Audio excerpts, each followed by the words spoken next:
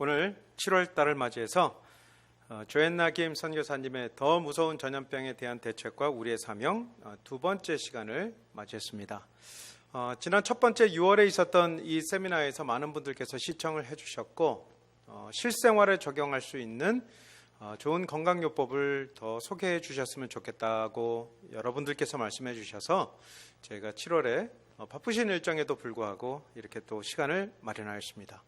오늘 그리고 내일 오전 11시 30분에 세 번째 시간이 또 예비되어 있습니다. 오늘 참석하신 분들께서는 꼭 내일까지 시간을 할애해 주셔서 세 번째 시간까지 들으시면 보다 더 우리 실생활에 적용할 수 있는 좋은 건강 기별로 삼을 수 있겠습니다. 우리 시작에 앞서서 그래도 강사님을 다시 한번 또 소개해 드리겠습니다. 우리 조앤나 김 선교사님께서는 이미 30여 년의 기간을 통해서 천연 치료를 이렇게 알리시고 또 강의도 하시고 제자들을 양성하는 그 일에 생애를 바쳐 오셨습니다. 그래서 한국에서도 이미 많은 기관과 여러 교회들과 여러 집회들을 통해서 이 건강 강의들과 또 이런 복음의 좋은 건강 기별을 증가하는 일에 힘써 오셨고, 특별히 미국 조지아주에 있는 와일드우드 학교에서 온라인 건강 및 또 건강 선교사를 양성하는 그 일에 수 가지 언어로 번역된 우리 교재를 통해서 제자들을 양성해 오고 또 선교사들을 양성해 오고 있습니다. 오늘 이렇게 또 비록 저희가 온라인이지만 그러나 이렇게 가깝게 화면상으로 이렇게 귀한 기별을 들을 수 있게 된 것 또 하나님께 참으로 감사를 드립니다. 특별히 이번 세미나를 준비하면서 우리 조앤나 김 선교사님께서 말씀하시기를 이전에 다른 어떤 집회보다도 더 이렇게 준비를 하시는데 힘들었다고 말씀하셨습니다.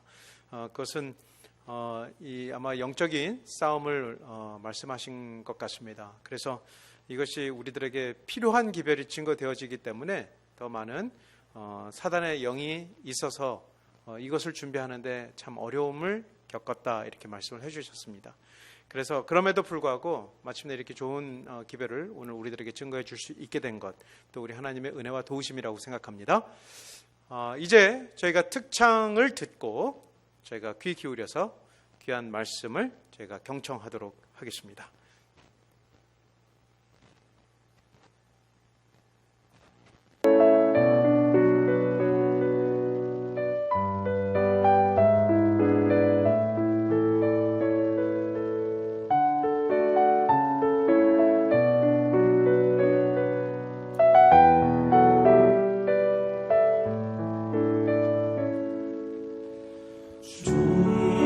주품에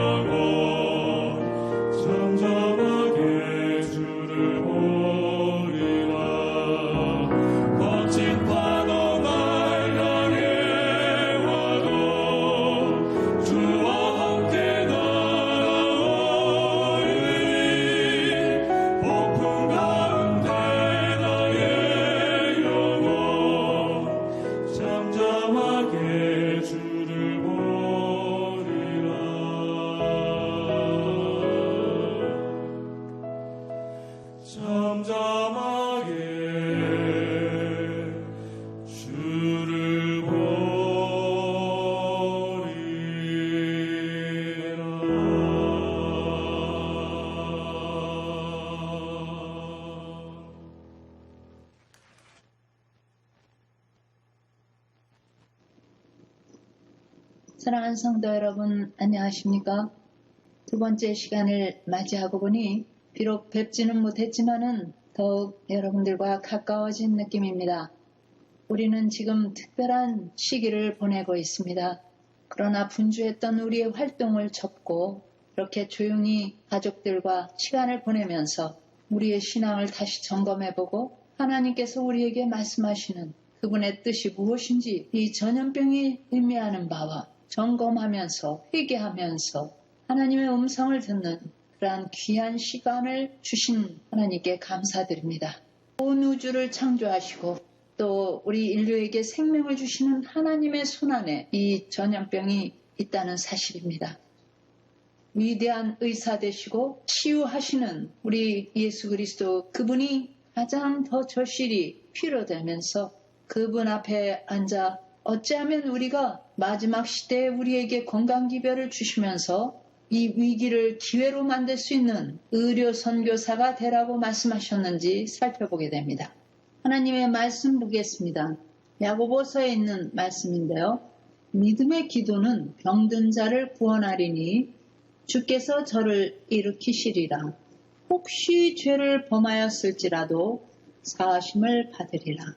여러분들이 어떤 환자 곁에서 믿음의 기도를 그를 위하여 할 때 하나님께서 그 기도의 응답으로 저를 일으키실 수 있으시다는 거죠. 또한 그 병이 죄로 인해서 왔을지라도 그가 회개하고 그의 기도에 아멘할 때 그 죄까지도 사해질 수 있다는 사실입니다. 많은 환자들은 질병을 가지고 있는 그 고통도 참으로 힘들지만은 그 정신적인 그 고통에 많이 시달리는 것을 볼 수가 있습니다. 그래서 이러한 영적인 그 치유가 필요한 질병 가운데 시달리는 분들에게 정말 하나님의 말씀은 그들을 주의 사슬에서 해방되게 하면서 순식간에 그의 육신이 좋아지는 것을 볼 수가 있습니다. 이러한 사역은 이제 비단 어느 한두 사람의 사역이거나 아니면 의사, 간호사들 그런 의료계에 종사하는 분들의 사역만이 아니에요. 우리 모두가 다 마치 이 전염병이 누구도 이렇게 헤아리지 않고 덮치는 것처럼 생명의 위협은 우리 모두에게 똑같은 의료 선교사가 되어야 한다는 이 엄숙한 사명 앞에 새로운 눈을 열어주셔서 이 특별한 일을 위해서 우리가 어떻게 교육받아야 하는지를 하나님께로부터 강구해야 될 시기입니다. 이것은 어떤 자격증이나 어떤 이 세상적인 그런 학문의 그 이수 과정에 의한 것이 아니라 이런 것에서 답을 얻을 수가 없기 때문에 이제는 완전히 창조주 되신 주님 앞에 엎드려서 주님의 말씀 속에서 힐링 코드를 찾고 통로가 되는 그분의 치유력을 폭포수처럼 쏟아들여지는 그러한 사역이 우리 앞에 있다는 것을 깨닫고 우리가 이 일을 위해서 준비해야 된다는 사실입니다. 인간이 이 목숨이 다 된 그 죽음을 앞닥뜨린 때처럼 엄숙한 때가 없어요. 또한 자기의 생명이 다 되었다는 선고 같은 무서운 때가 없을 때에 그가 영원한 한 줌의 흙으로 가기 전에 이제는 마땅히 알아야 할 창조주를 그에게 말씀해주면서 살아계신 하나님을 볼 수 있도록 해야 하는 그런 이 땅에 있는 영혼들을 위해서 우리는 그 일을 위해서 부름받았다는 사실입니다. 거기에 도구로 의료선교의 사명을 주셨다는 거죠. 이것은 우리 모두에게 다 공동으로 이렇게 주어진 동시에 심지어는 신학을 공부하고 여태까지는 교회를 목양하는 목회자로 일하셨던 모든 분들도 여기에 말씀처럼 그들의 몸을 관리하고 또한 치료하는 하나님의 방법을 배우셔야 된다는 사실이에요. 제가 이 이야기를 한국에서 했을 때 어느 교회 목사님께서 깜짝 놀라셨어요.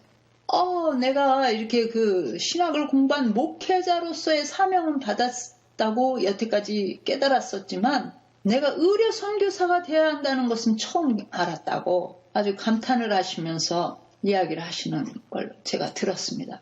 의료 선교사의 자격을 갖추고 육체적 질병을 이렇게 다룰 수 있는, 치료할 수 있는 목사는 이 일을 할 수 없는 자보다 훨씬 능률적인 사역자가 될 수 있다. 한국의 어느 산골 쪽으로 어느 집을 방문하게 됐는데 가는 길에 어마어마한 건물이 있는 거예요. 그래서 저기가 뭐냐고 그러니까 서울에 있는 대형 교회의 건강센터라는 거예요.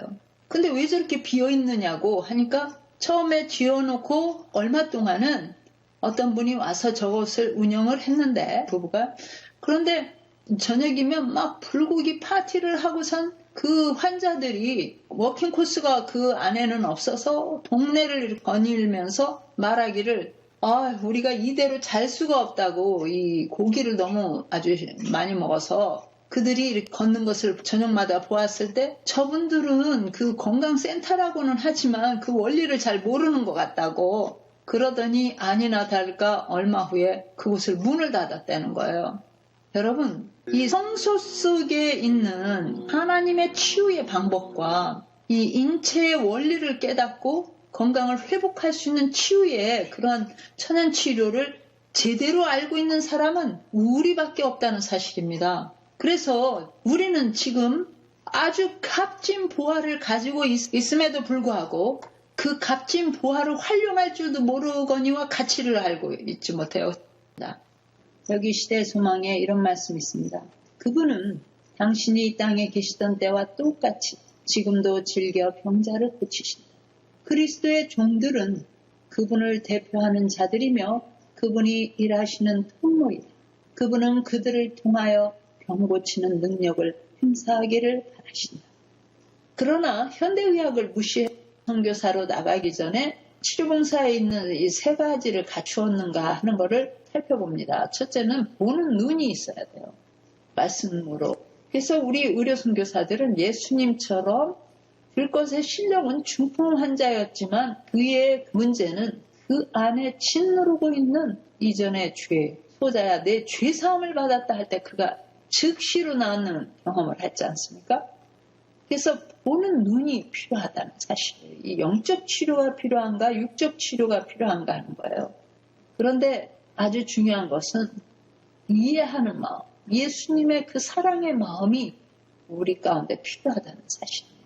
그 다음에 이해했어요. 또 이 환자가 무엇이 필요한지도 알게 됐어요. 그러나 혀만 차면서 기도만 해주고 돌아선다면 아직 그만한 믿음을 가지고 있지 못한 상대방은 예수님께로 마음문을 열 수가 없어요. 그럴 때는 그의 통증과 그의 아픈 부위를 정성 들여 만져주면서 돕는 톤이 있을 때 그의 마음문이 열린다는 사실입니다.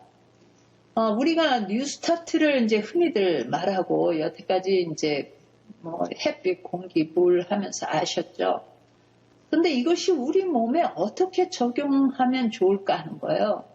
우리 몸의 어느 부위가 이렇게 손상을 입어서 문제가 생겼다 할 때 그것을 뉴스타트와 연결돼서 검사할 수 있고요. 검진을 할 수가 있고 그것을 끌어서 그 부위에 치료를 하는데도 사용할 수가 있다는 사실이에요. 뉴스타트는 어디서 근원됐죠? 흔히들 알기는 위마에서 근원됐다고 하시는데 사실은 창세기 1장에서 근원된 것입니다. 그래서 이 뉴스타트와 우리 몸과의 관계 이것을 좀 이렇게 기억해 놓으시면 많은 도움을 받을 수가 있어요. 제가 이렇게 사용하고 있는 치료법은 뉴스타트는 8가지인데 그 가운데 천연치료법이 많습니다. 별별 천연치료가 있는데 여러 가지 종류의 그러나 5가지를 성경과 예언의 신 속에서 뽑아서 우리 의료 선교사들에게 가르칩니다. 이 5가지의 특징이 뭐냐면요. 쉬워야 돼요. 그래서 쉽고 누구나 할 수 있고 자신이 의사가 될 수 있고 값이 싸고 어디서나 구할 수 있고 한 것이어야 된다는 걸 말할 수가 있습니다. 야고보서 우리가 이 병원에 가면 대부분 일반적인 질병들은 병원에서 흔히 쓰는 요 7가지 약들인데 요 1번부터 4번까지가 대부분 처방해주는 약들입니다. 성경 안에 하나님의 처방을 받아서 무화과 찜질을 하고 15년을 더 살게 된 분 있죠. 돌아가실 뻔하다가. 그래서 이 질병이 그 무화과에 있지 않고 하나님의 사람이 하나님의 명령을 하다란 걸 볼 수가 있어요. 그러면서 보면 하나님께서 고치신다는 사실이죠. 그래서 의료 선교사들은 머릿속에 기억해야 할 것은 첫째, 하나님이 고치신다. 두 번째, 너희는 거저 받았으니 거저 주어라. 그냥 듣기는 쉬워도 그렇게 만만하지 않은 의미 있는 그 말씀입니다. 오늘 제가 이제 몇 가지 좀 이렇게 아까 슈퍼 천연치료법을 좀 간단하게 좀 몇 가지 소개해 드릴게요. 첫째가 하이드로테라피입니다. 인간은 음식은 한 30일 내지 40일 안 먹어도 살아요. 그러나 물은 3일만 먹지 않아도 증세가 나옵니다. 그래서 아마도 하나님께서 흙으로 만드셨다고 하실 때 흙으로 빚으셨다 하면 뭐가 들어가야 돼요? 물이 들어가야 되잖아요. 이 지구를 덮고 있는 짭짤한 물을 좀 섞으셨나 봐요.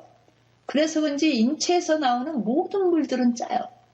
눈물, 콧물, 소변, 혈액 다 짭짤하지 않습니까? 그럼에도 불구하고 우리에게 바닷물을 퍼마시게 하지는 않으셨어요. 자, 물 가지고 하는 치료를 하이드로테라피라고 합니다. 인간이 물 곁에 있어야 되기 때문에 3일만 물 마시지 않아도 탈수 증세가 오면서 극심한 이 몸의 이상과 문제를 호소하게 되는데요.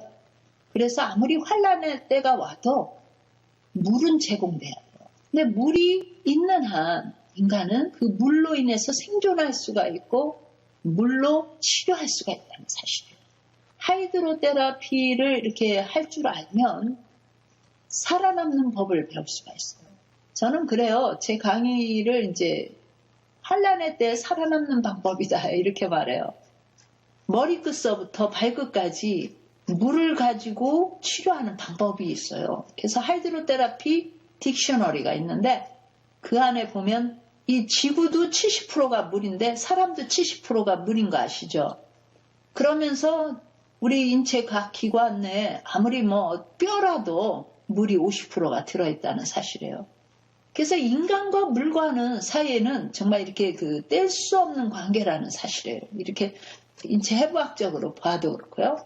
그런데 주님께서는 이 치유의 큰 효능이 물을 적절하게 사용하는 데 달려있다는 것을 가려뽑은 기별 2권에 말씀해 주시면서 현명하고 주의 깊게 사용한다면 수치료를 통하여 많은 사람이 구출될 것이다. 많은 사람이. 이것이 언제 그러한 일이 일어났느냐면 1918년에 스페인 플루 때 수치료를 가슴에다가 행한 사람들은 독감에서 살아남은 것을 볼 수가 있죠. 물을 보면 0도에서는 얼고 100도에서는 수증기가 됩니다. 그래서 0도와 100도 사이에 각 온도마다 우리 몸에 적용하면 나타내는 효과가 달라요. 정말 멋지죠. 그 정도로 이 물과 인체와는 굉장히 밀접한 관계가 있습니다. 항생 능력이 완전히 바닥나가지고 병균을 이겨낼 힘이 없을 때 물을 적절하게 그곳에다가 이렇게 수분 공급을 해주면서 거기에 온도를 실어주면 그 바이러스도 죽고 지쳐 있어서 늘어져 있던 세포들이 살아난다는 사실이에요. 그리고 많은 경우에 연골이 이렇게 재생이 안 된다 그러지만 저는 85세 그렇게 된 연세 있는 분들도 쩔뚝거리면서 잘 걷지를 못하는 분들이 연골이 생기고 관절염이 없어지는 거를 그런 분들은 워낙 많으니까 어쨌든 이 물 가지고 하는 다양한 치료법들이 이거 외에도 책 2권 이상에 가득 실려 있는데 특별히 이 하이드로테라피를 통해서 질병이 오기 시작하는 전조 증세인 통증이 시작될 때 그것을 치료하는 멋지게 치료할 수 있는 방법이 있어요. 물을 적용하기 이전에 통증을 없애는 방법 1호는 뭐냐면요. 흔히들 이렇게 치통을 얘기해요. 이렇게 이가 아프기 시작한다. 아니면 무릎이 이제 아프기 시작한다 할 때 그곳에 손을 얹고 10분 정도를 문질러줘요. 이가 아프면 이렇게 손가락으로 그 부위를 막 문질러줘요. 10분만. 그러면 웬만한 통증들은 다 제거된다는 사실입니다. 왜 그렇게 통증이 제거될까요? 문질렀을 때. 사람은 이렇게 어디를 가다가 쿡 찌잖아요? 그러면 아야 그러더니 그 자리를 어떻게 해요? 막 손으로 비벼주죠. 그러면서 그곳에 우열됐거나 아니면 문제가 생긴 것을 이렇게 풀어주는 하나의 방법이에요. 여러분들 한번 쉽게 한번 이렇게 실험을 해보세요. 손등을 이쪽 반대 손으로 이렇게 문질러 줘 보세요. 금방 뜨거워지면서 그곳에 뭉쳐있던 혈액순환을 방해했던 것들이 풀어지고 또 뭉쳐있던 근육이 풀어지면서 통증이 가시는 걸 보실 거예요. 그래서 통증 제거 이론은 아까 제가 진통제를 쓰지 않고 천연 치료를 하라고 그랬죠. 통증 제거 이론은 10분간 문지른다예요. 저는요 이것을 몰랐더라면 지금 큰 질병에 시달리고 있을 거예요. 제가 한 번은 대만에 갔는데 무척 더웠어요. 근데 여름이었는데 어떤 엄마가 아기를 데리고 왔어요. 이렇게 우유병을 입에 물고 있었는데 자지러지게 막 우는 거예요. 그래서 왜 그러냐 하니까 5일 동안 변을 못 봤다는 거예요. 그럼에도 불구하고 막 우니까 자꾸 그 우유병을 입에 넣어주는데 아기는 그걸 막 거부하는 거죠. 그래서 그 아기에게 다가가서 배를 살짝 만져보니까 딱딱한 거예요. 아마도 우유가 상한 거를 먹었는 것 같아요. 그래서 치즈가 돼가지고 뱃속에서 그냥 굳어버리니까 다음 변이 나갈 수가 없는 거죠. 그대로 가면 어떻게 될까요? 죽겠죠. 그래서 제가 그 아이를 이렇게 안은 다음에 뜨거운 물을 좀 가져오라고 그래서 아이의 발을 이렇게 담근 채로 배를 살살 문지르기 시작했어요. 이 발을 뜨거운 물에 담그면 그 지금 뱃속이 그런 상황일 때는 막 배에는 열이 나면서도 손발은 차갑거든요. 그래서 뜨거운 물에 발을 담궈주면서 그 열을 내려주면서 그 배를 살살 이렇게 처음에는 이제 정말 개미겨 가듯이 이렇게 문지르다가 서서히 아기의 그 표정을 보면서 이제 압력을 가하죠. 서서히 이렇게 세기를 더 강하게 하면서 배를 문질렀는데 제가 한 10분 정도를 그렇게 문질러줬던 것 같아요. 그러다가 내가 저기 관장기를 좀 가지고 오겠다고 잠깐만 있으라고 관장을 시키면 빨리 아이가 날 것 같다고 그렇게 말하면서 엄마에게 아이를 도로 주고 관장기를 가지러 이제 방해를 갔는데 잠시 후에 나와 보니까 엄마가 없는 거예요. 이대로 또 갔구나 싶어서 어쩌나 했죠. 그랬더니 화장실에서 나오는 거예요. 그러더니 저에게 너무 고맙다는 거, 아이가 변을 시원하게 봤다고. 제가 한 것은 그 아이에게 뜨거운 물에 발을 담그고 살살 문질러 준 것 뿐이거든요. 그래도 가시지 않을 때는 이번에는 뜨거운 물과 찬물을 번갈아 가면서 이렇게 발을 담궈요. 그리고 어떤 통증이 있는 그 부위에 손과 발은 직접 물에 들어갈 수 있지만 몸이 이제 통증이 있을 때는 수건을 가지고 뜨거운 물 수건과 차갑때 얼음이 둥둥 떠 있을 정도로 뜨거운 물과 찬물의 온도차가 크면 클수록 효과가 좋거든요. 그렇게 해서 번갈아가며 3대1 비율로 뜨거운 거 3분, 찬 거 1분, 뜨거운 거 3분, 찬 거 1분. 제가 이렇게 이제 그 환자들을 방문해 보면 막 기침을 콜록콜록 하면서 폐에 문제가 생긴 분들이 있어요. 또 천식 환자들. 이런 분들은 그냥 이렇게 대화를 하지 마시고 뜨거운 물수건을 준비해가지고 그 물을 준비해서 발을 그 뜨거운 물에 담그고 가슴에다 뜨거운 물수건을 딱 대주는 순간 그 기침이 멈추는 걸 볼 수가 있어요. 기침을 잦은 다음에 그에게 건강에 대한 설명을 할 수가 있거든요. 그 치료를 하시면 정말 기어다니면서 어떤 사모님께서 자기 친정 어머니가 생각이 났대요. 이 강의를 들으면서. 그래서 그 어머니께 찾아가서 그 치료를 해드리기 시작했는데 사실 병원에서는 연골이 생기지 않는다고 인공관절을 하라고 한 그때였거든요. 인공관절을 하는 수술을 하는 것보다 이 믿음을 가지고 이 하덴골 트리트먼트를 했을 때 이렇게 연골이 생겨서 의사가 깜짝 놀랐다고. 근데 그게 불과 한 달 반 만의 일이었어요.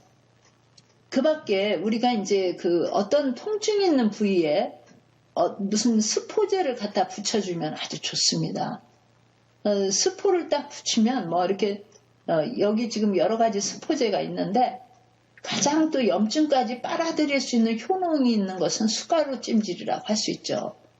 그러나 이제 성경에도 진흙찜질도 나오고 여러 가지 있는데 제 책에는 이제 하나하나마다 12가지가 자세히 나와 있는데 여기 한 가지 좀 더 첨가하고 싶은 것은 알로에 찜질이죠. 알로에를 붙였을 때 화상을 입었거나 또 상처가 깊거나 이럴 때 알로에를 갖다가 발라주거나 붙여주면 아주 그 통증도 가시면서 깔끔하게 낫는 걸 볼 수가 있어요. 감자찜질, 양배추, 무화과일 경우에는 잘 익은 무화과여야 돼요. 그래서 햇빛에 완숙된 거를 그 완숙되면 껍질이 이제 약하니까 균이나 어떤 뭐 개미 같은 충이 있을 수 있어요. 그럴 때는 뜨거운 물에 막 펄펄 끓는 물에 살짝 넣었다 빼요. 그런 다음에 그 껍질을 벗기고 지져서 이제 찜질을 합니다. 그 히스기야 왕이 한 찜질이죠. 당근, 감자, 양배추 이런 것들은 갈아서 그것을 꼭 짜가지고 찜질로 사용하시면 됩니다. 그래서 오지에 가면 뭐 어떤 약도 없고 막 이럴 때 우리 곁에 이런 것들이 그 한 가지라도 있으면 그런 덩어리 있거나 상처 났거나 또 이런 통증이 있는 환자들에게 치료에 아주 좋습니다. 발을 10분 정도, 10분에서 15분 정도를 이렇게 담가주시라는 거. 하덴콜은 뜨거운 물에 있다 찬물로 들어가면 찬물이 식기가 쉬워요. 그래서 얼음을 좀 띄우시고 뜨거운 물은 또 찬 거에 있다가 뜨거운 물로 가면 또 뜨거운 물이 식기 쉬우니까 여분의 물을 이렇게 준비해 놓고 한 45분에서 1시간 정도 이렇게 왔다 갔다 하시면은 통증이 가시는 걸 볼 수가 있어요. 무릎이 굉장히 아프던 그런 분들 이런 방법으로 좀 깊이 무릎까지 들어올 수 있는 깊은 그릇 용기에다가 뜨거운 물과 찬물을 담아놓고 의자에 앉아서 이렇게 하시면 아주 좋습니다. 이분은 이렇게 손이 굉장히 저렸는데 이 하덴콜을 하고 밤이면 엉엉 울 정도로 그렇게 저림과 통증이 심했던 것이 나았다고 간증하는 장면이에요. 이렇게 수치료는 우리 몸에 굉장히 좋은 효과를 나타냅니다. 전염병 시대에 대부분 독감이지 않습니까? 코로나 19도. 그래서 대부분 이 기관지와 폐를 망가뜨려요. 그래서 숨을 못 쉬게 하면서 죽게 하는데 여기에 집중적으로 치료를 하는 것입니다. 이렇게 뜨거운 물에 발을 담그고 가슴을 열고 여기에다 두툼한 수건을 뜨겁게 해서 얹어요. 그 살이 되지 않도록 이렇게 마른 수건을 몇 겹 해도 좋습니다. 그렇다고 해서 벌려놓고 하는 게 아니라 여기를 완전히 덮어주죠. 발까지. 그래서 물이 빨리 식지 않도록. 그렇게 하면 조금 후에 막 콧등에 땀이 송송 돋는 걸 볼 수가 있어요. 그때는 이제 목과 이 이마에 찬물 수건을 빨리 대줘야 됩니다. 이 열이 이럴 때는 이제 염증이 있기 때문에 열이 나거든요. 그런데 발도 뜨겁죠. 가슴 뜨겁죠. 그런데 찬물 수건을 안 대주면 큰일 나요. 찬물 수건, 얼음물 수건을 준비해 놓고 대주는 것입니다. 여기 수치료를 가지고 이 동일한 이런 치료를 한 사례가 있습니다. 그때는 1918년에서 19년도에 그 유럽의 아주 스페니쉬 플루가 아주 창궐할 때였는데요. 그때 전 세계 인구의 3분의 1이 감염되었었다 그런 기록이 있습니다. 그때 사망자가 공식적인 통계에서만 4천만이고 어떤 전문가는 8천만이 사망했다고 그렇게 말하는데요. 이때 미국의 미네소타주의 허친슨 세미나리라는 신학대학원이 있었습니다. 재림교에. 그때 한 180명 정도의 학생이 있었는데 120명이 감염이 되었다고 그래요. 그렇게 감염이 돼서 독감 증세를 막 보이고 있는데 그들을 집으로 보낼 수가 없었죠. 확진자들이 됐으니까. 그럴 때 이들을 따로 이제 격리를 한 다음에 햇빛을 충분히 볼 수 있도록 이렇게 침대를 밖으로 내놓고 천막을 친 다음에 그 속에서 쉬게 하는데 햇빛을 자주 보게 했고 또 설탕이나 기름이 전혀 배제된 그런 완전 채식을 먹게 하면서 가슴에다가 아까 말씀드린 핫앤콜 포멘테이션을 해서 단 한 명도 사망하지 않았다는 경험적인 기록이 있습니다. 그때 창궐했던 스페니쉬 플루가 이 지금의 그 코로나 바이러스와 아주 흡사한 그런 것이었죠. 그래서 코로나 19도 우리 이 천연 치료만이 그것을 해결할 수 있는 유일한 길이라고 보는 것입니다. 물이 필요한 그 질병들이 많습니다. 우리가 흔하게 이제 나가보면 감기 환자를 만날 경우가 많습니다. 요즘 감기 환자들이 많은데 일단 그 목이 깔깔하면서 감기가 막 오려고 하면 소금물 가글링을 하면 좋고요. 특별히 칫솔을 좀 바꿔주고 칫솔을 소금물에다 담궈놓거나 소금 속에 넣어놓고 쓰시면 좋아요. 가글을 아침마다 하되 만약에 유칼립터스나 페퍼민트 이런 것들이 있다면 이것을 딱 한 방울만 떨어뜨립니다. 그러면서 가글을 하게 되면 아주 입안이 상쾌하게 향기도 좋으면서 그 혀에 껴있던 이 유칼립터스나 티트리올, 페퍼민트 이런 것들을 사용하면 금방 정상 색깔이 되는 걸 볼 수가 있어요. 그러면서 아주 기분이 좋아지죠. 그 향 때문에, 멘톨 성분 때문에요. 이제 이렇게 감기가 들었을 때는 한 통에 물을 끓여 놓으라고 그래요. 우리가 이제 이런 치료를 이렇게 도울 때 그냥 돕지 마시고 그렇게 감기를 오랫동안 고생을 하는데 내가 감기를 떨어뜨려 줄 테니까 좀 이번 안식일날 교회 나오겠느냐고 이렇게 그에게 그런 약속을 한 다음에 도와주셔요. 우리가 이 일을 왜 하느냐 하는 것을 꼭 아셔야 돼요.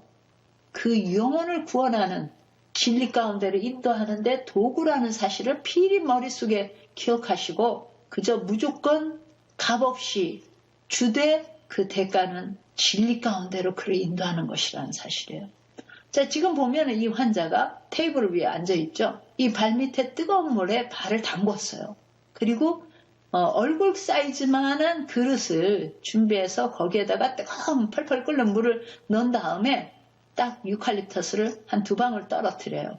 많이 떨어뜨리면 눈을 뜰 수가 없어요.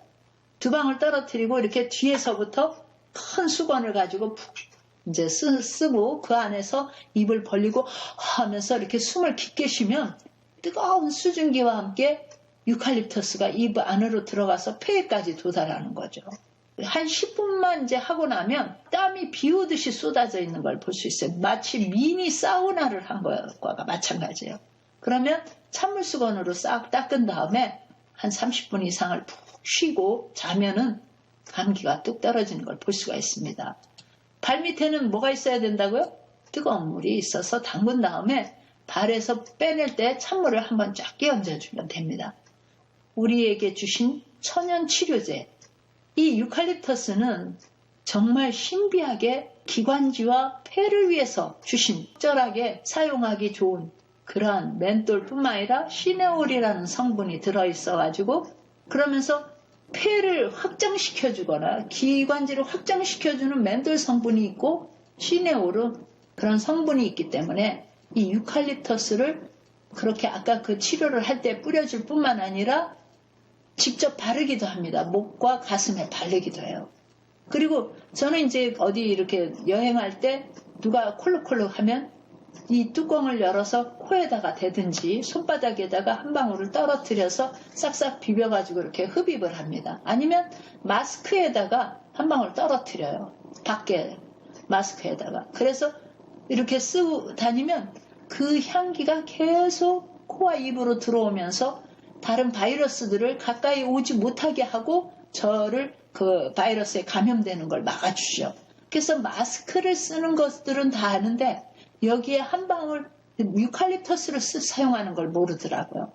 그리고 이 유칼립터스의 향이 강하게 흡입이 필요할 때는 손바닥에다가 한 방울을 떨어뜨린 다음에 이걸 싹싹 2손으로 비벼요. 그런 다음에 오목하게 해서 코에다가만 대고 눈에 대지 마시고 코에 대면요.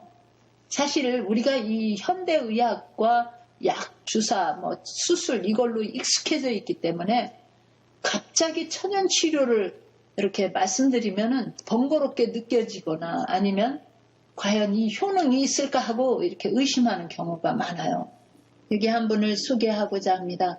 이분은 이 의료 선교사 운동에 무척 감동을 받고 참으로 자기가 찾은 이 진리의 길에서 선교하고자 하는 불같은 뜨거운 심정이 가득해 있었습니다. 그런데 귀농을 하여서 시골로 내려갔어요. 남쪽에 어느 마을로 갔는데 한 30여 가구에 정말 나이 드신 분들이 살고 있었습니다. 그런데 보니까 이분들에 비하면 자신은 청년이고 이분들은 장년이라고 말하더라는 겁니다.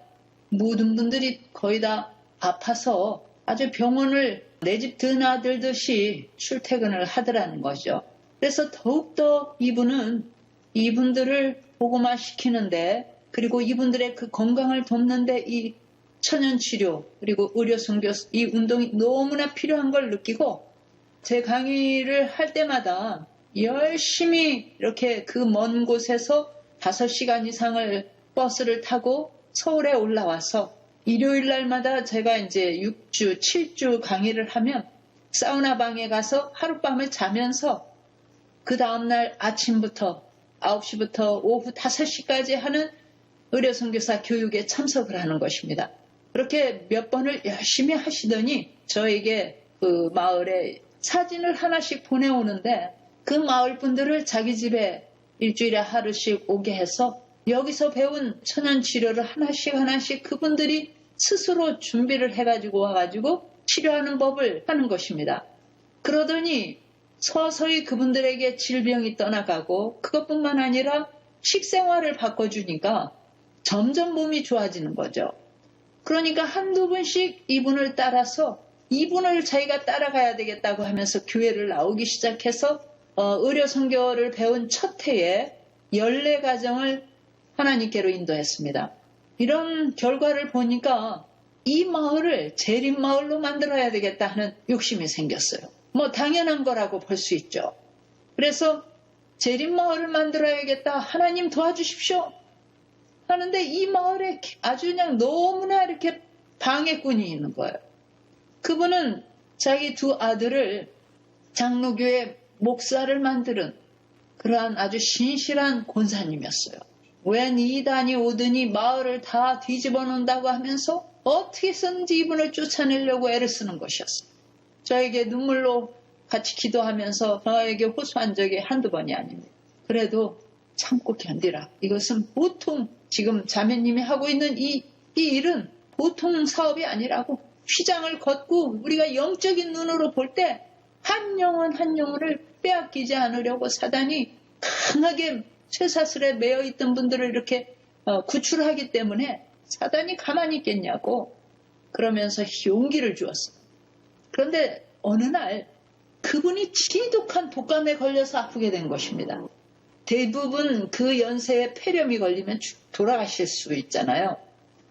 그래서 겁이 나 있고 너무나 막 고열에 시달리는데 이분이 그때 찾아가서 그분을 만져줬어요. 치료를 해주니까 신기하게 낫는 것입니다.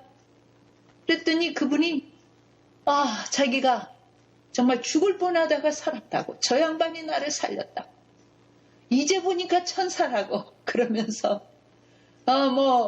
벼룩도 낯짝이 있지 하면서 내가 어떻게 저분의 그 공을 잊고 버티고 있겠냐고, 한 번이라도 교회를 나가줘야지 하고 안식일날 채비를 차리고 교회를 같이 가자고 하더라는 겁니다. 결국은 그분이 침례를 받고 2 아들에게 편지를 썼답니다. 너희들이 알면은 깜짝 놀라겠지만 내가 우리가 이단이라고 그렇게 불렀던 이 제7일 안식일 예수재림교회에 와서 보니까 그야말로 이 백성들이야말로 하늘 백성들이라. 이분의 도움이 아니었다면 나는 효상 치를 뻔했다. 내 이 남은 목숨은 이제 나를 잊어라. 나는 이제 제7일 안식일 예수재림 교인이 될란다 하고 편지를 했는데 그 자녀분들이 찾아오더니 너무 감사하다고, 우리 어머님 살게 해주셔서 감사하다고 하면서 오히려 고맙다고 하더라는 거예요. 그래서 그 다음에 또 3가정, 2가정하고 침례를 주면서 점점 이제 우리 교회로 들어오게 되는데 저를 초청했어요. 그래서 제가 내려가 보니까 선생님이 오셨다면서 얼마나 저에게 극진하고 따뜻한 대접을 해주시는지. 그런데 제 강의를 너무나 아주 꿀같이 듣는 거예요. 저 얘기는 우리가 들은 얘기야. 막 알겠다, 이해가 된다, 뭐 너무 재밌다 이러면서 듣더니 점심시간이 되었는데 이 식사가 나오는데 왠지 걱정이 되는 거예요. 현미밥이 나오고 생채소들이 나오면서 소스가 나오고 음식이 완전 건강식으로 나오는데 이분들이 좋아할 것 같지가 않아요. 그런데 웬걸요? 자리에 둘러앉아서 식사 기도를 마치자 한 분이 뭐라는지 아세요? 이것 좀 먹어봐. 캐슈넛 소스가 너무 맛있네. 오늘 샐러리에 찍어 먹어보니 너무 맛있네. 이러시는 거예요. 아니, 이전에도 이거를 드셨었어요? 그랬더니 무슨 얘기예요? 우리가 이전에는 고등어에 돼지볶음이 아니면 모이지를 않아서 그것으로 평생 살으니까 이렇게 아팠는데 우리가 이렇게 건강식을 하고 또 천연치료를 했더니 이렇게 건강해졌다고. 너무 감사해요. 너무 감사해요. 우리가 이제는 제대로 천국을 맛보고 있어요. 이러는 거예요.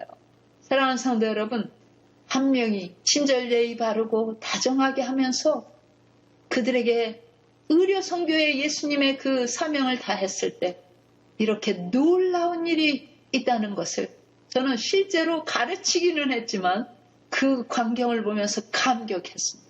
참 그 자매님의 온갖 어려움 속에서 꿋꿋이 그 한 분 한 분에게 이 치료를 해주면서 다가갔을 때 그들의 마음 문이 열리고 평생을 살았던 그 방법을 하루아침에 바꾸면서 우리를 향해서 기다리는 영혼들이 얼마나 많이 깨끗하게 먹고 깨끗하게 사는 사람들이라는 그 모습을 보기 위해서 기다리고 있다는 것을 모르신 거예요. 저는 그분들에게서 감동을 받았습니다. 음식을 그렇게 먹고 또 그런 생활을 하니까 그냥 온 마을이 새로운 천국 생활을 하게 됐다는 거예요. 제가 한국에 갔을 때 아주 놀라운 광경을 몇 가지 보았는데요. 그것은 좀 높은 곳에 가서 이렇게 서울 시내를 이렇게 내려다 보면은 아주 빨간 그 네온 사인의 그 십자가가 많이 있는 것을 볼 수가 있습니다. 참 어느 곳에서도 볼 수 없는 우리나라의 자랑스러운 모습이라고 생각해요. 한국기독교연맹에서 말하기를 8만 4천 개의 그 교회가 한국 안에 있답니다. 자, 만약에 그렇다고 친다면 이거 대단한 숫자 아니겠어요? 그러면은 한국 사회가 얼마나 정말 평화롭고 살기 좋고 또 행복하겠습니까?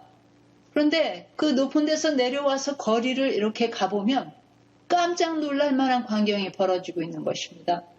낮에는 이렇게 굳게 닫혀서 폐업을 했나 하는 그 많은 음식점들이 있는데 해만 지면 문을 활짝 열고 그 안에서 술과 고기를 파는 것입니다. 그 지글거리면서 굽는 그 고기 냄새가 골목과 이 거리들을 완전 뒤덮여서 참으로 그 가운데서 채식 식당은 찾아보기가 어려워요.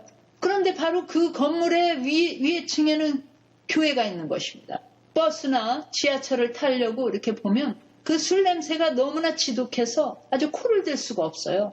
너무 민망한 모습들을 볼 수가 있습니다. 왜 이렇게 되었을까요?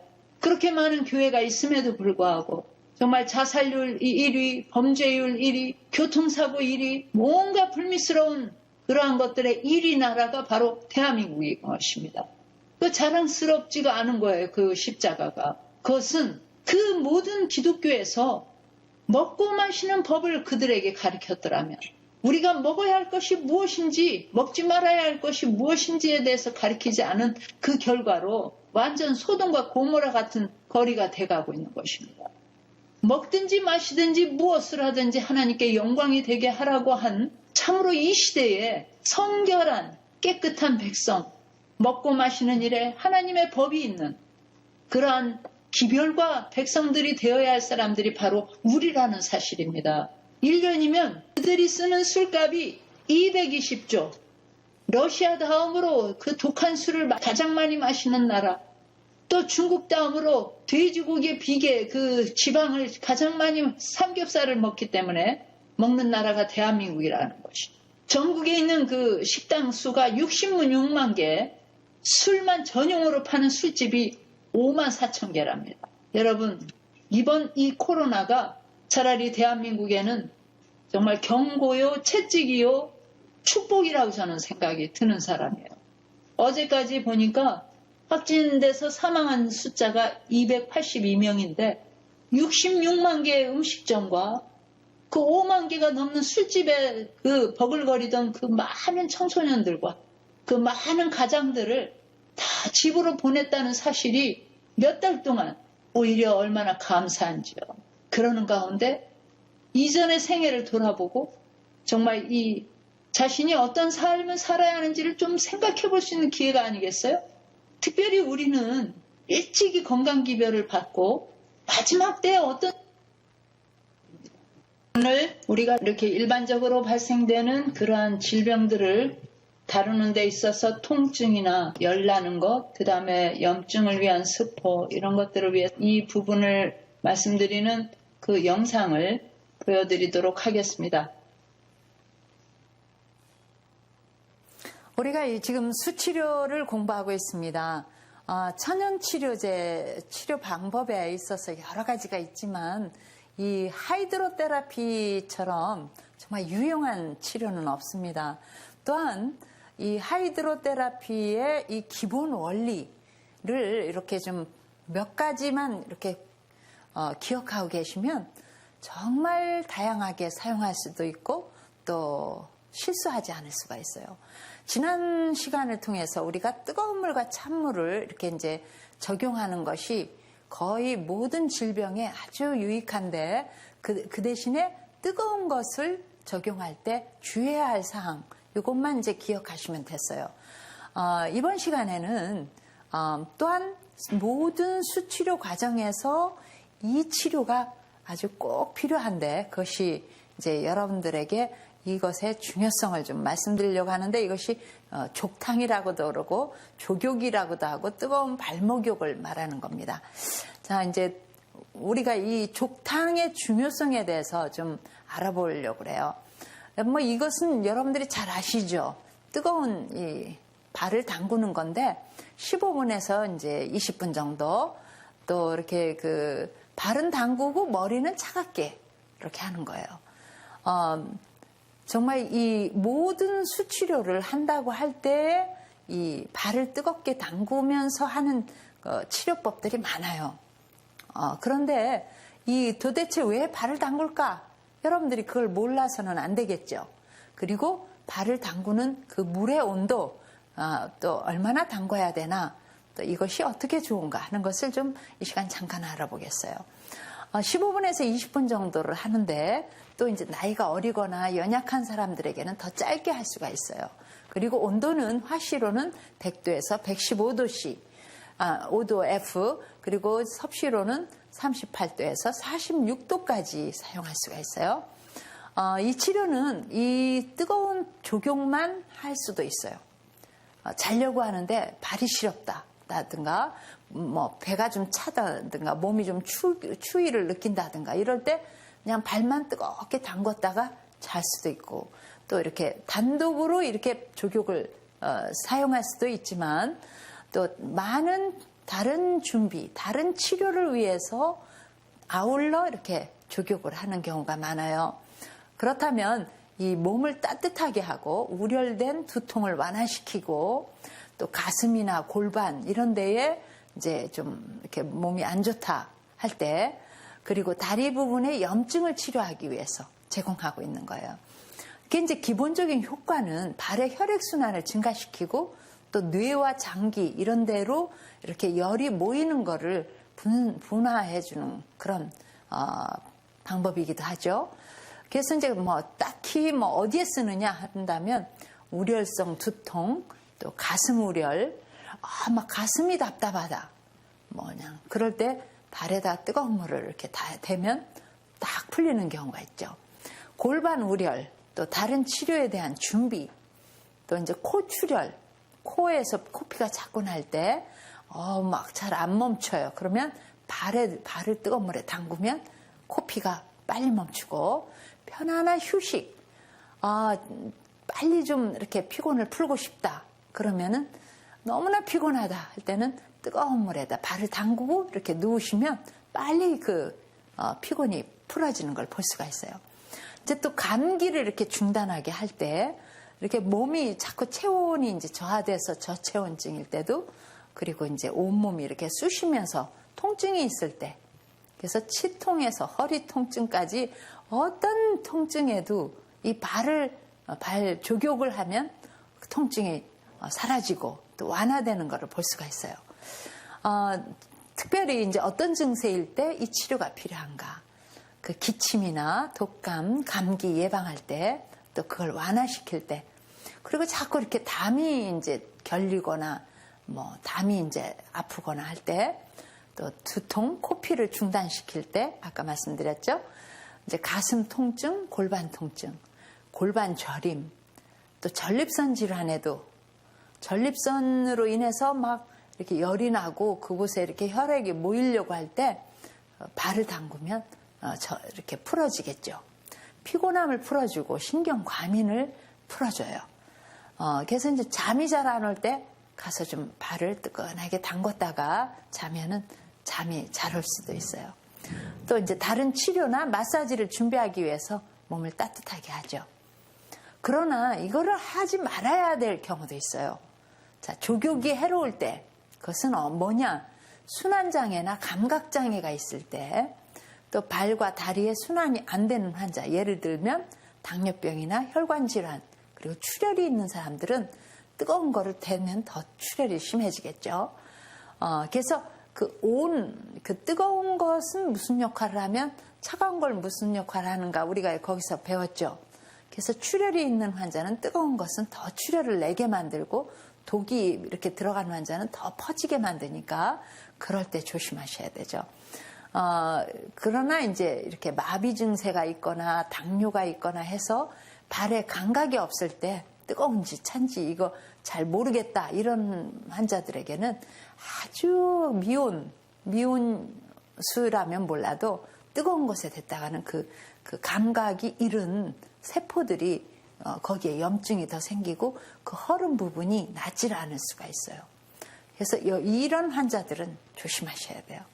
또한 뜨거운 아주 살이 굉장히 피부가 예민해가지고 이렇게 자칫하면 데이는 사람, 되게 막 이렇게 피부가 연약하면서 뽀얀 분들, 피부가 저는 약해요. 그러면 가능한 대로 이 물 온도를 조심하셔야 돼요.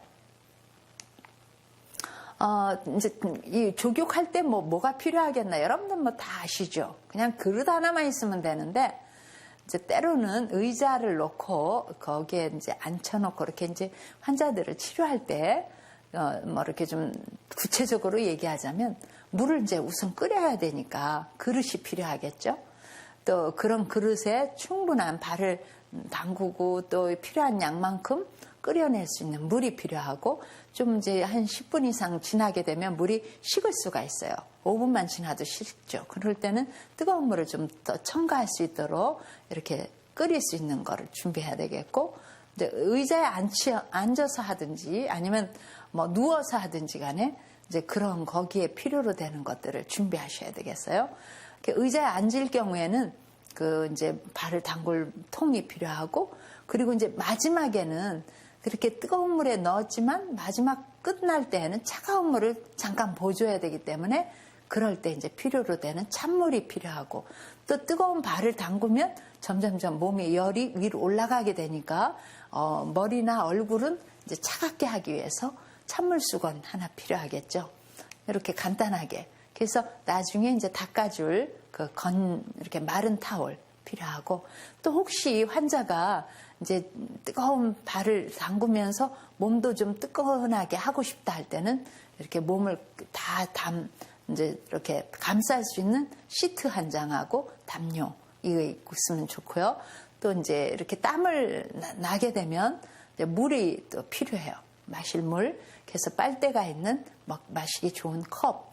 그래서 이제 만약에 그냥 간단히 발만 담그는 그런 족욕도 있고, 또 지금 말씀드리는 정식 이렇게 환자에게 좀 족욕을 아주 효과적으로 하게 하기 위해서 시트를 좀 몸을 다 감고, 그 다음에 담요를 감은 다음에 의자에 앉아서 이제 발을 담그면 이 몸까지도 뜨거워져가지고 금방 땀이 나요. 그럴 때는 이제 온도가 위로 올라가는 걸 조심해서 머리서부터 머리에는 이제 차가운 물을 이렇게 대줘야겠죠.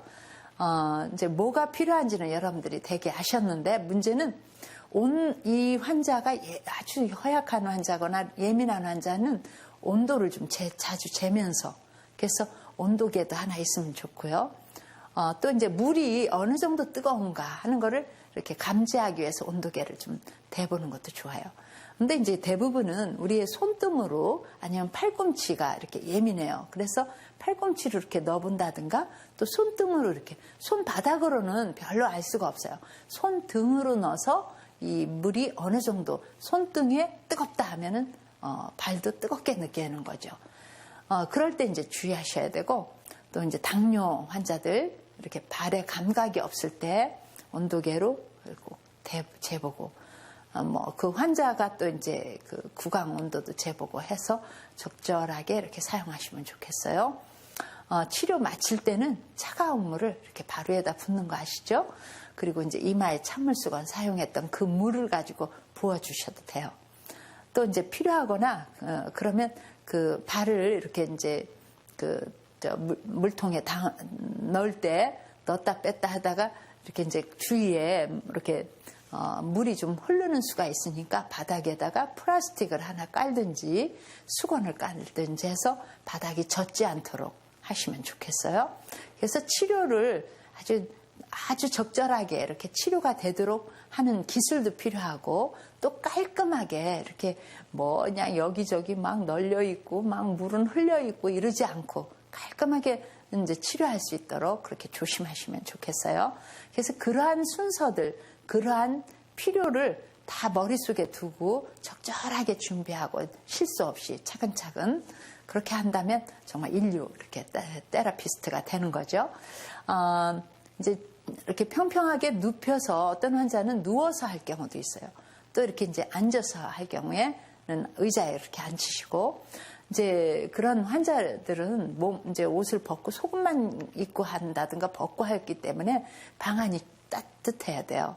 그래서 미리 불을 올려서 방을 뜨겁게 한 다음에 차가운 기운이 없을 때 몸을 벗게 하고 그런 이제 치료를 시작하는 거죠. 그리고 이제 환자에게 지금 어떤 치료를 할 것인지 무조건 옷 벗으세요. 이러고서는 막 하면 겁을 낼 수가 있어요. 그러니까 이것은 이러이러한 순서대로 차례대로 한다는 거를 좀 설명해 주시면 좋아요.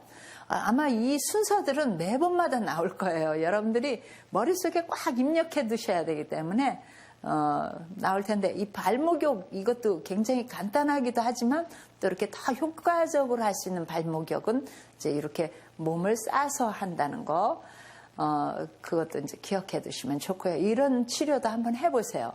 그러면 아주 정말 미니 사우나 한 것처럼 할 수가 있어요. 그래서 이렇게 얼굴만 내밀고 이렇게 하기 때문에 그 열이 이 밖으로 새지 않도록 이 목 부위를 잘 감아주는 것이 필요해요. 그리고 이제 땀이 막 배출되기 때문에 차가운 물수건은 이마에다가 이렇게 둘러주고, 얼굴이나 이렇게 나는 땀을 또 닦아줄 수건 한 2개 정도가 번갈아 가면서 할 수 있도록 하는 게 좋겠죠. 그리고 이제 이 발을 담그고 한 그 위에까지 이제 시트를 다 덮었지만 한 3분 후에 이렇게 손을 넣어봐서 식었다 그러면 또 이제 환자가 느끼기에 발에 물이 식었어요. 그러면 조금 더 이제 발을 들든지 아니면 그 그릇 옆으로 이렇게 발을 놓게 하고 서서히 이렇게 손으로 저어가면서 뜨거운 물을 더 대줘요. 무조건 발 넣은 데다가 뜨거운 물 부셨다가는 되거든요. 그리고 발을 드러내도 뜨거운 물을 붓고도 자기 손으로 이렇게 봐서 너무 뜨겁지 않게 하셔야 된다는 거 기억해 주세요.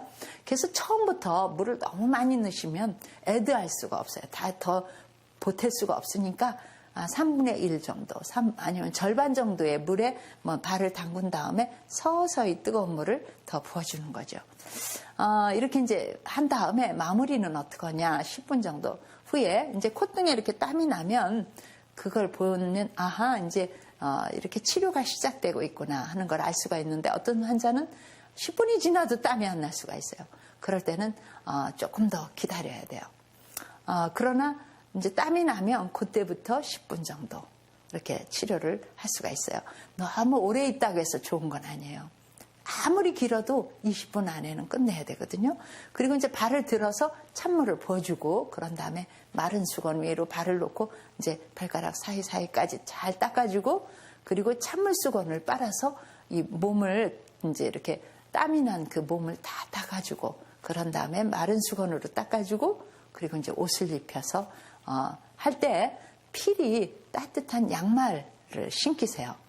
여러분들이 이렇게 이제 이분이 환자라는 걸 꼭 기억하셔야 돼요. 그래서 막 서둘러 하지 마시고 조심스럽게 침착하게 하면서 이 순서들을 다 머리 기억하고 이렇게 차근차근 해서 나중에 마른 옷까지 다 입은 다음에 30분 정도를 쉬도록 하게 하는 거. 이것은 아주 굉장히 중요한 거예요. 수치료를 한 다음에 막 찬바람 나는 곳을 돌아다녔다. 그러면 별로 효과가 없거든요.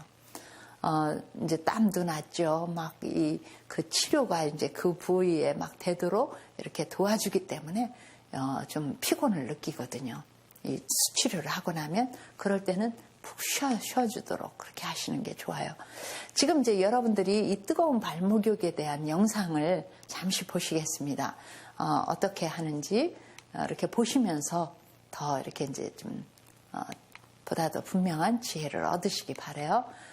여기 이제 감기, 독감 뭐 이럴 때 아주 좋다는 거 그리고 이제 몸에 체온이 이렇게 올라가는 것을 막기 위해서 머리에다가 대준다는 거 이걸 꼭 기억하시고 아주 가볍게는 그냥 발 담그시면 되는데 환자들에게 발목욕을 적용할 때는 시트와 담요로 몸을 싸주고 이제 머리를 대준다는 거 그거 기억하시면 돼요.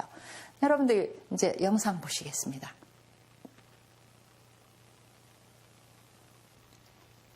자, 먼저 바닥에 플라스틱 시트를 이렇게 발을 담글 수 있는 용기 밑에 깔아서 물이 이렇게 카펫이나 바닥에 젖지 않게 합니다. 그 온족탕을 하는 용기는 두 발을 충분히 담글 수 있을 정도로 큰 것이면 좋고요.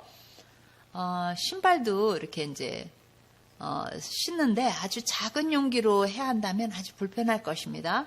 그래서 큰 용기에다가 따뜻한 물은 발목 정도까지 오도록 붓습니다. 이렇게 담요를 의자 위에 펴서 환자를 전체적으로 잘 감싸야 하기 때문에 의자 위에 길게 펴는데 윗부분이 한자 이상 의자 위로 오게 해서 그리고 이제 아래는 바닥에 닿도록 해야 합니다.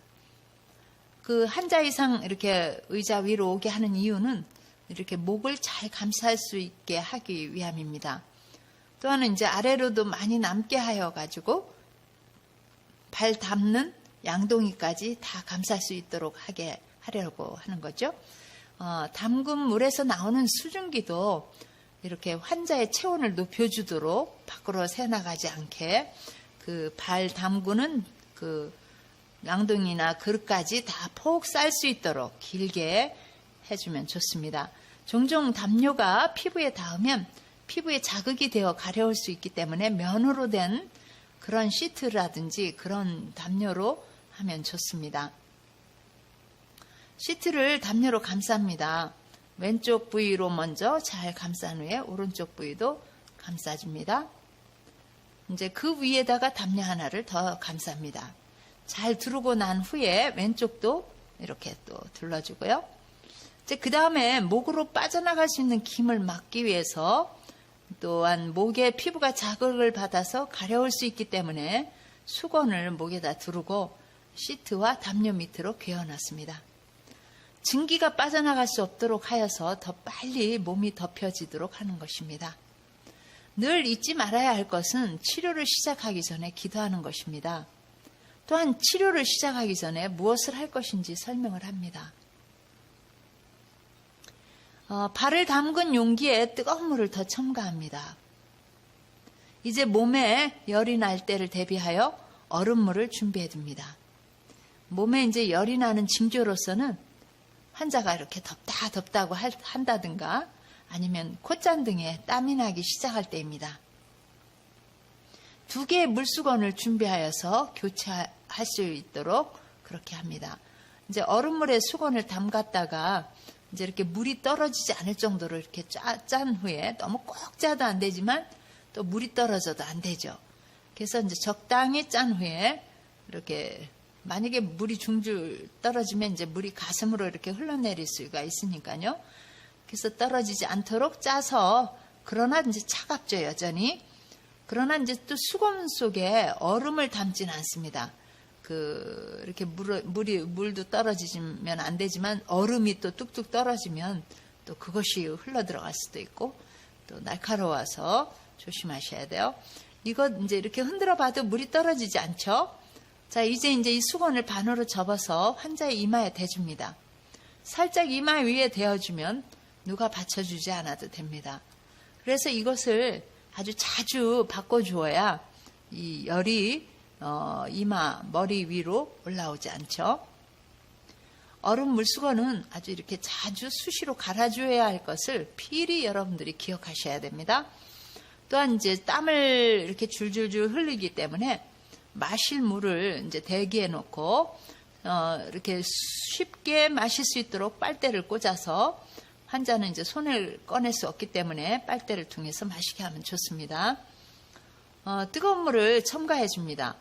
두 발을 한쪽으로 치우게 하든지 양동 위로 올려놓게 한 후에 이렇게 물을 붓습니다.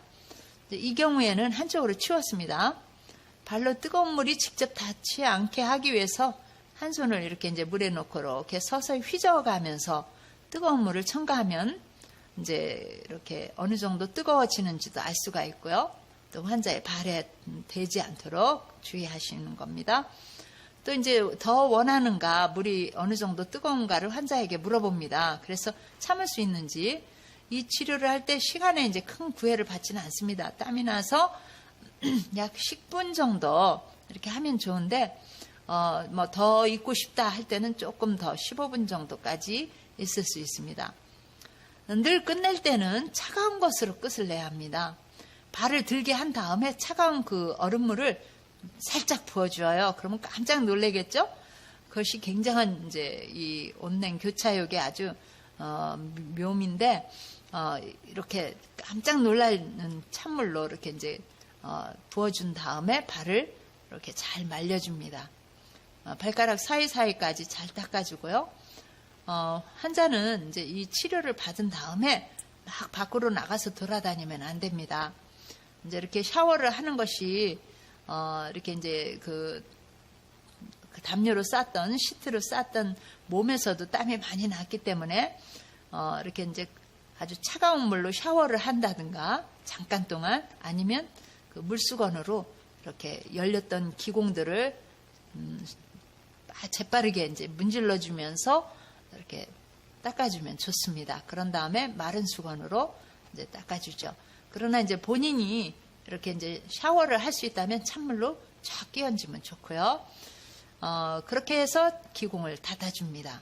그럴 때 이제 피부도 더 튼튼해지고 또 이제 그 면역 체계들이 이완된 것이 다시 닫아지면서 강하게 되죠. 이렇게 이제 찬물 샤워를 하고 말린 다음에 양말을 신게 하고 옷을 따뜻하게 입힌 다음에 한 30분간 푹 자게 합니다. 어떤 사람은 이제 땀이 나기까지 꽤 오랜 시간이 걸리기도 합니다. 빨리 이렇게 몸에 열이 나지 않고 그럴 때는 이제 따끈한 약초차를 마시게 하면 쉽게 열이 날 수가 있어요. 그래서 발을 뜨거운 물에 담궜죠. 그러면서 이 몸에 이제 열이 더 쉽게 나도록 뜨끈한 약초차를 마시게 해서 담요를 더 둘러주기도 하고 그러면은 더 땀이 이제 쉽게 나는 것을 볼 수가 있습니다.